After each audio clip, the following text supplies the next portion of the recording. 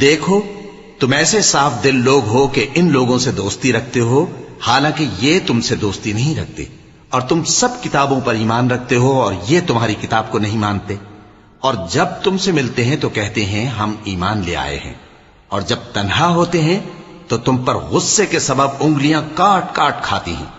ان سے کہہ دو کہ اپنے غصے میں مر جاؤ، اللہ تمہارے دلوں کی باتوں سے خوب واقف ہے۔ اگر تمہیں آسودگی حاصل ہو تو ان کو بری لگتی ہے، اور اگر تمہیں رنج پہنچے تو خوش ہوتی ہے، اور اگر تم تکلیفوں کی برداشت اور نافرمانی سے کنارہ کشی کرتے رہو گے تو ان کا فریب تمہیں کچھ بھی نقصان نہ پہنچا سکے گا۔ یہ جو کچھ کرتے ہیں اللہ اس کا احاطہ کیے ہوئے ہے۔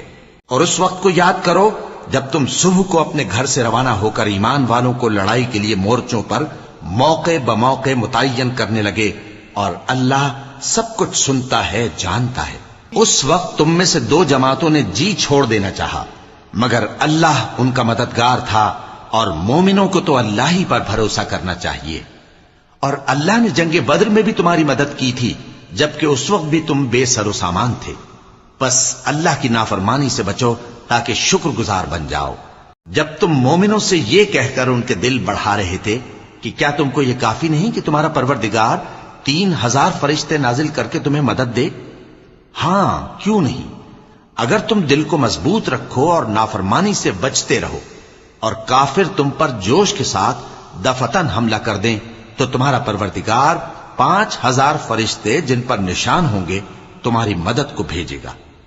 اور اس مدد کو تو اللہ نے تمہارے لیے ذریعہ بشارت بنایا، یعنی اس لیے کہ تمہارے دلوں کو اس سے اطمینان حاصل ہو، ورنہ مدد تو اللہ ہی کی طرف سے ہوتی ہے جو غالب ہے، حکمت والا ہے۔ یہ اللہ نے اس لیے کیا کہ کافروں کی ایک جماعت کو ہلاک کر دے یا انہیں ذلیل و مغلوب کر دے کہ ناکام واپس جائیں۔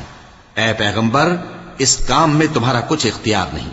اب دو صورتیں ہیں، یا اللہ ان کے حال پر مہربانی کرے یا انہیں عذاب دے کہ یہ ظالم لوگ ہیں۔